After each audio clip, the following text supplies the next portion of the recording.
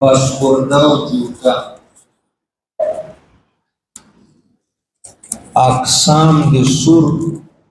د جوټې ټول ودی هغه مونږ تاسو وای په دې وو اقسامو کې یو قسم د جوټې هغه د سپي جوټه ده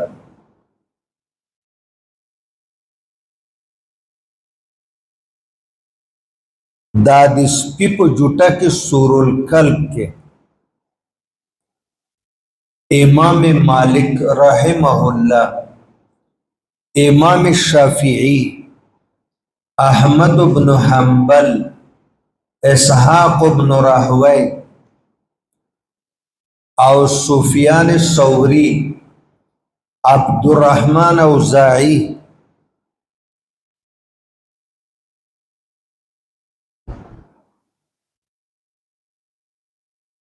دا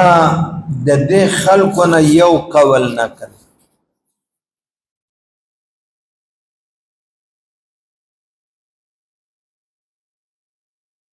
او دوی دا وایي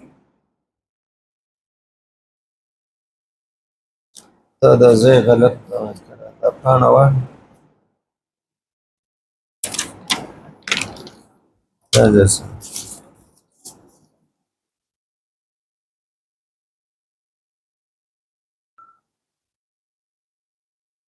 اصل کې د باب کې مسلې درې وي یو مسله دا ده چې دا سپی پاک ده که نجس ده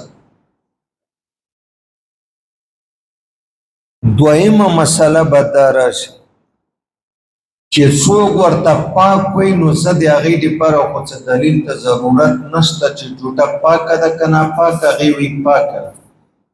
جوټه غوښې نه پیدا کېږي چې غوښه پاکه ده جوټه پاکه ده خو چې دا څوک ورته نجسه وایي د دوی مذهب څه ده چې سپی په یو لوښي کې خوله ووهي په دې لوښي کې ماکول یا مشروب دې سره به څه کوي دا لوښی به پاکېږي څنګه د پاکېدو صورت پیدا شي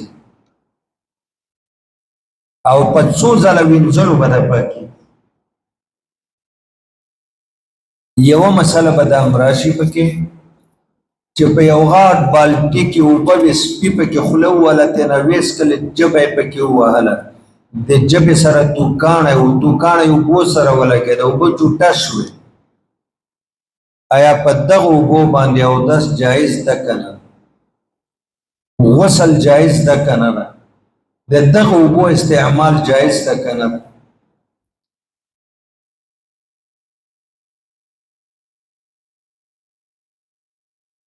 مولانا صاحب مبارک یاد لره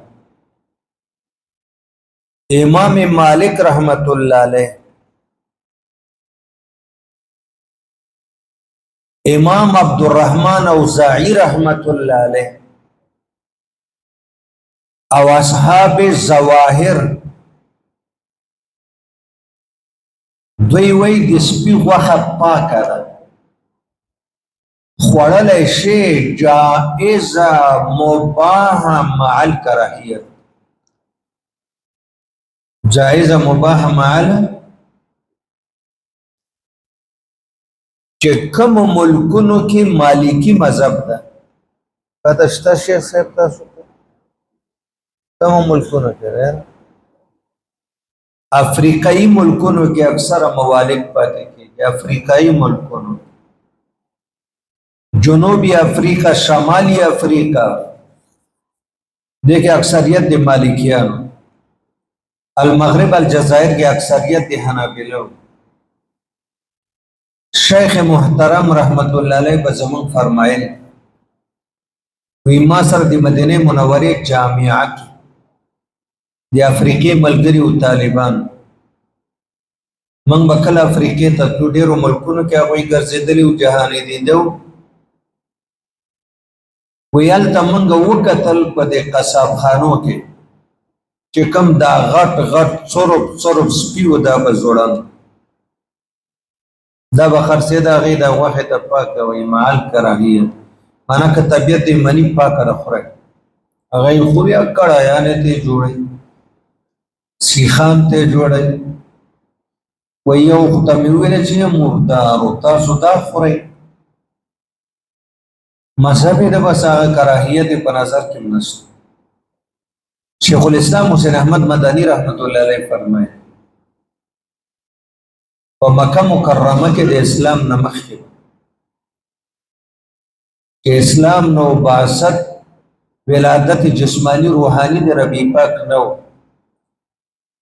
د مکه په قصاب خانو کې به د سپیانو د بیزوګانو د پیشوګانو غوښې خرڅېدې دا خو اسلام یو پاک او مقدس دین د چار څه لري دوی واجب دلیل ذکر کوي مالکیان او عبدالرحمن اوزاعی او اصحاب ظواهر دی وی ګوره قرآن شریف کې الله فرمایي مکلبین تعلموهن کلب معلم اخکار پس خوشی که اخکاری نیوله دا پخلو تا تیراو وی شریعت وی چې د کلب معلم شکار جایز ده که مړکړی او تا بسم الله ور باندې ویلی و په وخت د ارسال کې او که ژوندی و چاړه راکړی طریقه د استدلال دا ده وی ګوره کله چې سپی لاړ چې ښکار راونیسي هغه په خوله کې نیولی چې هر صحیح نو د خولې توکاڼی په هغه ښکار پورې لګېدلی وی بیا موږ ته خدای او رسول نه دی ویلي چې دا ووینځئ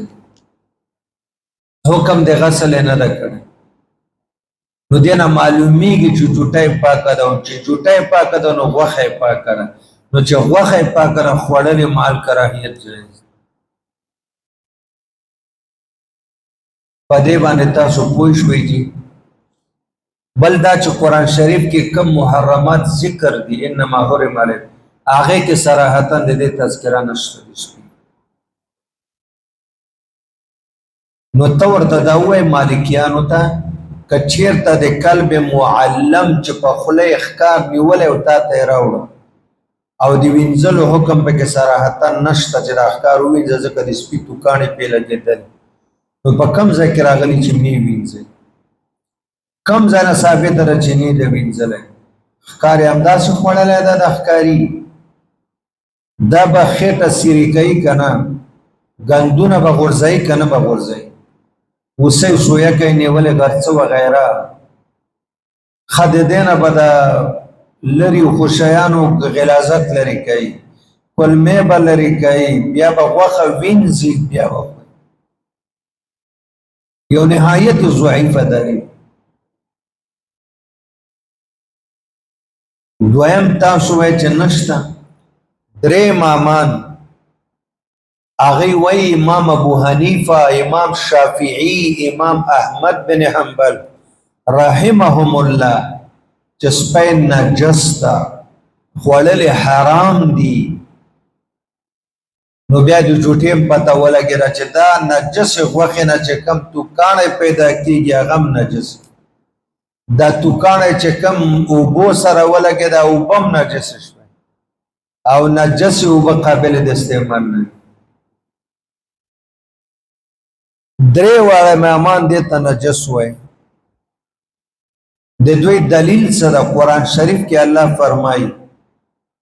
ويحرم عليهم الخبائث الله حرام کړي په مسلمانانو باندې خبائث جمع د خبیثتون ده نجس اشیاء فی الجمله په خبائثو کې یو خبیث پایم فی الجمله په خبائثو کې یو خبیث پایم لہذا سپی پلید د نجس ده جوټه متولد من اللحم دا غم نجس شو او په نجس اوبو باندې اودس نه کیږي خوز دا چې کم شی لوخي کې سپی خوله ووهي